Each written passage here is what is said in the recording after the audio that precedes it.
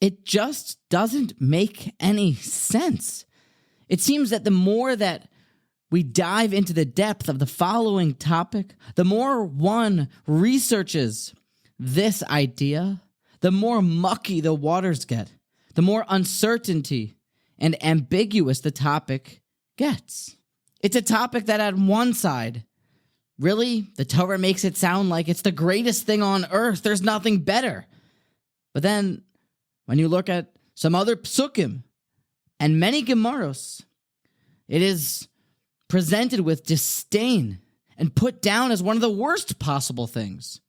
So in today's episode of the weekly Parsha podcast, with the Almighty's help, we are going to search for clarity and hopefully bring out a practical avenue for us to apply the idea of abstination, of refraining and running away from physical indulgences, to see where we can apply the midah of precious, of abstinence in our lives, and to discover if there is at all a place in 2023 to become somewhat like a Nazir. And right off the bat, this comes from Michta Me'Eliyahu, this idea from Rev Desler in his fourth installment of Michta Me'Eliyahu, and he brings a Midrash about this famous Nazarite, a man who has taken a vow of abstinence to not drink wine, to not go and be metame and make himself impure to dead bodies, and to not get a haircut for at least 30 days. And the Midrash in Bamidbar Rabbah in 10:11 tells us that he's sanctifying himself down here. God is so happy with him. And Hashem is mekadesh him lama'alo. He's sanctified above. It's singing the praises of this Nazir. But even just look in the psukim, and you see how beautiful the praises are that are bestowed on this Nazir. He has the crown of the Almighty on his head.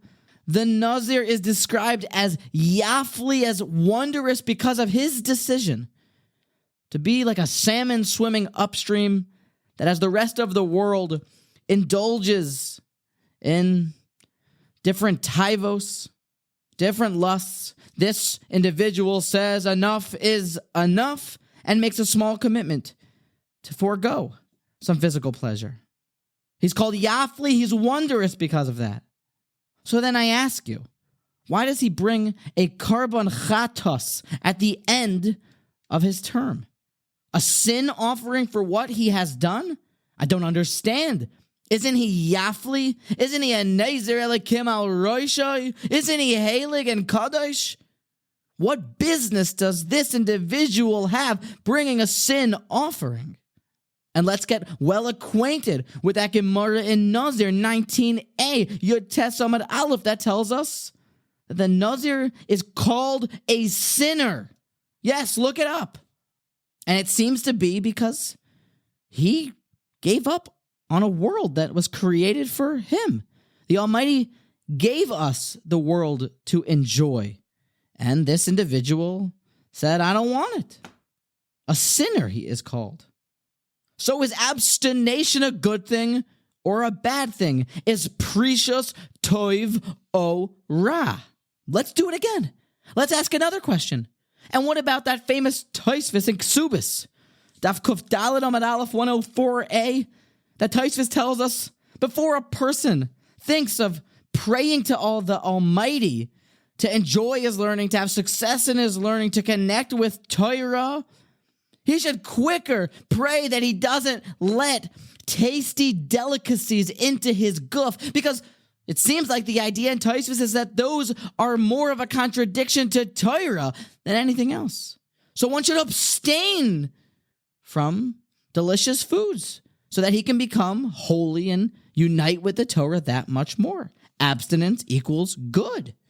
But then what about the Gemara in Yerushalmi that tells us that there's going to be a reckoning at the end of our days for every piece of food that we saw that we did not eat because we were abstaining from pleasure? So it seems like abstinence is a bad thing. And how about Rabbeinu HaKadosh on his deathbed when he held up his 10 fingers and he testified that I did not partake in the pleasures of the world, even down to my little pinky? Clearly, tivos, bad, abstinence, good. But then the Gemara in Tainus, 11a, Yud, Aleph, Amud, Aleph, that whoever undertakes a vow abstaining from food, Nikra, Choite, he's called a sinner. Again, another Gemara. What is going on here? And in case you didn't get it by now, check out this Gemara in Gittin and 70a. The Gemara says you should withdraw your hand from food that you most enjoy. Also giving off the impression that abstinence, precious, a good thing. But then there's a Gemara in Brachas that perhaps one knows on 35a, on Lamed Hey Amud Aleph, that the world was created for a human being to enjoy after he has made the appropriate bracha. Seems like abstinence and precious, again, a bad thing. What do we make of all of this? How can a Nazir, how can an individual be so praiseworthy and be bestowed upon him countless honorifics and then be disgraced, be asked to bring a carbon chatos?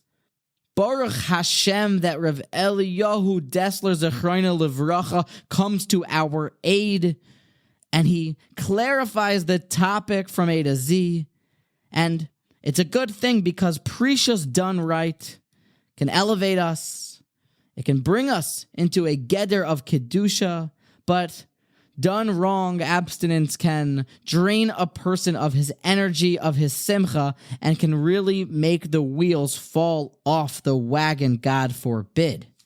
The answer, cut and dry, is that there are two different groups of people. There are those that have kind of passed the taiva Yetzer Hara. They have outgrown all of the petty lusts in life. They've elevated themselves already.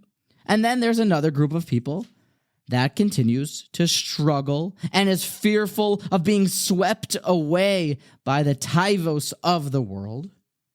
And Rev Desler continues.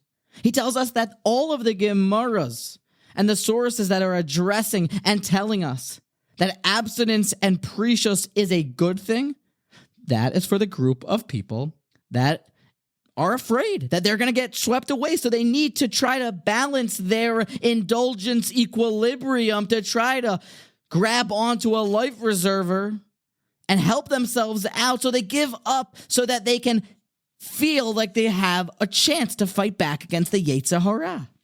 And on the other side is a group of people that have left the Yetzer Hara in their dust.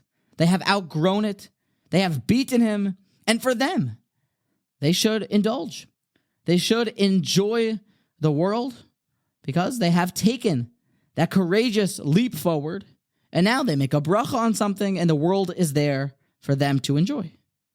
And indeed, in this ideal group of people, the ideal way of life, the Kuzari speaks volumes about this and tells us that the higher a madrega that a person actually reaches, the more physical pleasure he actually derives from the food. And therefore, the more eating, the more indulgence, the more pleasure, the more recognition of the Almighty, the more of the hakara of that this food comes from the Almighty, it comes from the Boirei Olam.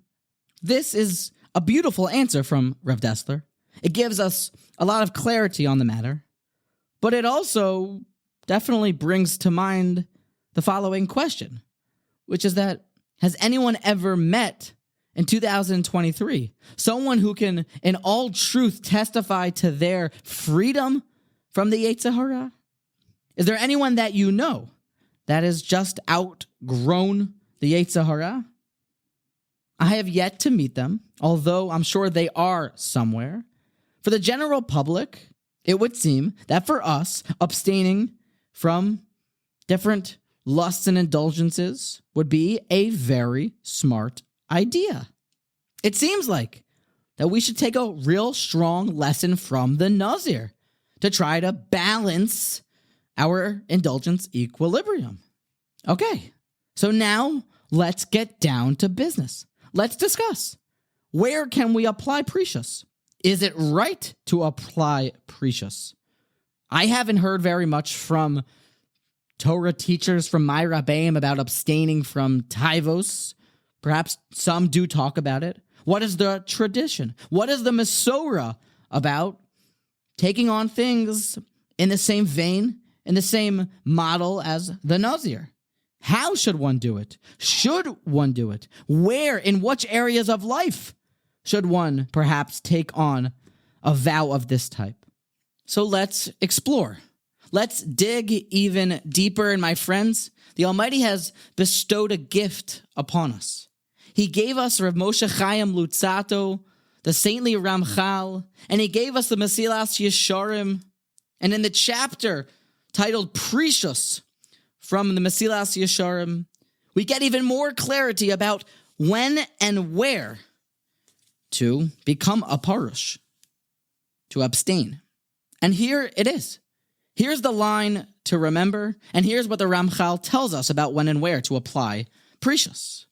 Ramchal says that in anything in the world that you need to complete your mission in life, you should take, you should use, and you would be a sinner to abstain from it. But anything that you do not need, that would be considered extra, a person should separate from it. He should be poiresh from that which is not needed for his service of the Almighty.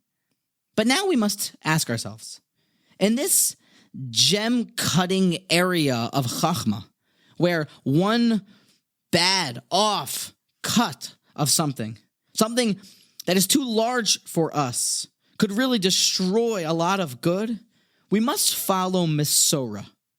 It is paramount that we follow tradition. And in my experience, I almost never heard of a Rav or a Rebbe speaking to precious about food or about music or certain areas that are permitted that anyone should ever abstain from them. On the contrary, I actually heard in the name of a Gadol Hadar, and the more you listen, this idea is being preached by the Gedolei Olam, that it's better to eat like an indulgent Gentile and to learn the Almighty's Torah and to daven to the Almighty like a tzaddik, like a righteous individual, than it is to eat like a kadosh, to eat like a tzaddik, and then learn like an indulgent Gentile. They would always preach, throw precious away in the area of food and music. We need the simcha, we need the happiness, we need the energy for the things that are more important. For the Torah, for the mitzvos, for the tefillah. I have further never witnessed any drasha by any of my teachers in the area of abstinence from food. And how about that famous topic of music? As the Gemara actually tells us, that music brings simcha, and therefore we should refrain from listening to music nowadays, because after the temple, the Beis HaMikdash, has been destroyed, Zecher LeChurban, we should refrain from, according to the Rambam, having music and meet together. Other Rishonim just say music at all times, or live music, different opinions, but music should be abstained from at some level. But it is well known that the Stipler paskined that we live in modern times with a level of depression, of always needing to be cheered up, and therefore music is a mutter at all times and all places except outside of Sephira and the 3 weeks. And so this all leads us to, where is the makom? Where is the place for us to apply this midah of precious that we find in our parsha by the Nazir? With that, ladies and gentlemen, I bring to you an idea that I'm very excited about, I'm passionate about, I am bullish about, because I heard it with my own 2 ears from a Gadol b'Yisrael. It is the place to apply precious, and in this area to apply abstinence is perhaps the most accessible and perhaps detrimental area of life. This area of life, this item, this category can also be the most helpful and powerful thing in our lives, and yet also tremendously destructive and cataclysmic. So proceed with caution, but keep this idea in mind, and it will clarify the topic and help us to reach new heights. Precious should be used in the area of technology. It's no secret that this is at the forefront of the conversation in the Jewish world because it has wreaked havoc on so many of the Jewish homes. It has caused so many car accidents, literally. It has broken its way into the sequestered Talmidei Chachamim sitting inside of shuls and yeshivas trying to learn, yet distracted by the smartphone. The technology, on the other hand, makes life so much easier. It saves us thousands of hours of time. It enables the spreading of Torah in ways never seen before. So here's the approach of precious in technology that one should keep in mind. Every new day literally comes a new advancement in technology. And it's becoming harder and harder to push the technology out of our homes, at least the problematic parts. And if you listen to the tune that the Gedolim are singing, it used to be a big gathering in a baseball stadium to talk about how we must prohibit the use from any technology, and now they're singing a very different tune saying there's no escaping it, it's here, but we must learn how to filter it and use it only in the right times, in the right places.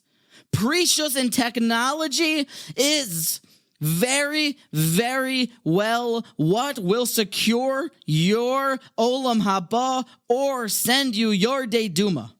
And the advice that I got was when I spoke to a gadol about setting up my podcast. Should I bring the Torah to social media? Should I share it on Instagram and Facebook? And after all the more spreading of being Marbit's Torah, the better. The psak? Use what you need and get rid of everything else. You need internet, so you got to have Wi-Fi. You need a computer so you can access information that you need to upload the podcast. Get the computer. You need the phone in order because you have to do business and it must be done this way, or maybe you could do it on an iPad, do it that way. The technology that you need. And everyone at their own level. Some can admit that they don't need it. Others, of course, do need it. They might need more. But then came the rebuke. But do you need the open World Wide Web? Do you need a billion websites and all of the perverse behavior that goes on the internet to be brought into your house, to be brought into your life? You need that to run the business?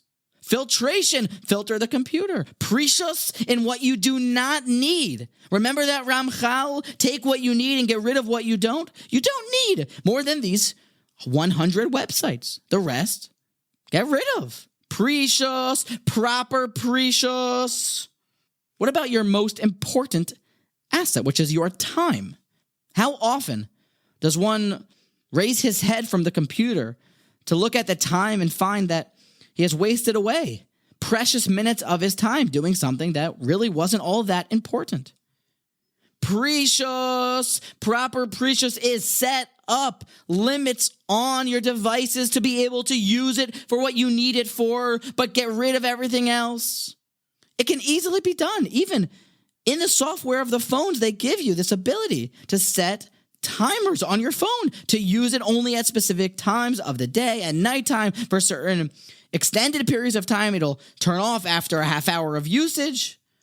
I don't know why that this is used for kids. I never understood that things are mutter when you become an adult, as if that's PG-13. Now you've reached an age of adulthood, so now let the people sin.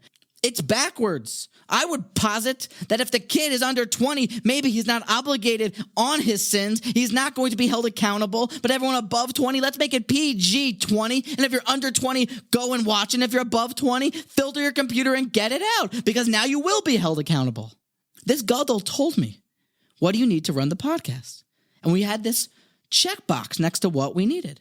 Oh, and you need to be on a social media. Can you do it on WhatsApp? Okay, do you need to have Instagram? And there's a difference between that and Facebook. And each thing should be done if you need it. But proper precious should be enacted and taken into account. You went app by app. Do you need this? You need it, then you should have it. It's a mitzvah to have it. The Almighty gave it to you to fulfill your mission. You don't need it? Precious. So let's bring everything together here. We have Rev Desler who tells us that abstinence and precious and acting like a Nazir is practical and should be done for someone who has yet to outgrow the evil inclination. Okay, so most of us find ourselves in that category. Number 2, where to apply this? The Ramchal tells us that anything that you need, you should use, and everything that's extra that you don't need, you should forsake, forego, and get rid of. You should abstain from and separate from. And where to apply this? That's where we said that tradition, that Mesorah, is imperative. And the Gedolim are not telling us to abstain from food. They're not telling us to abstain from music. They're telling us to abstain in the right areas from this vicious and brutal distraction called technology. It's not even that hard. You don't have to give up anything that you need. And you know what? You're Yafli, you're wondrous, you're wearing the crown of the Almighty on your head, you're Kadosh. And you know what? Let's make it even easier. The Nazir, he only did it for 30 days. He didn't even give up meat or chicken or a meat board or sushi. He gave up just wine and a couple other things like haircuts and I guess the taiva to become impure, unsure about that one. And after that, you know what the pasuk says? That now he should go after 30 days and la'acher yishter hanazir yayin. And now afterwards, the Nazir should go and drink wine. And my Rosh Yeshiva asked, he's not a Nazir anymore. He's done. This is just a regular Adam. His 30 days are up. It's wine, drinking, partying time. No, he's forever a Nazir. Because when a person does something positive like this, he gets the clarity and he takes the leap, even on a couple things for just 30 days. La'acher yishter hanazir yayin. You're forever a person that took upon themselves the oath, the vow of abstinence to become a Nazir. And you live with that title, even after you have begun to drink wine again. La'acher shloishim yom, after 30 days, yishter hanazir yayin. The Nazir drinks wine. And friends, the joke is on us. Because when we learn to be porish, to separate from that which we don't need in the world of technology, we have more peace. We have more time for a lot of the things that matter.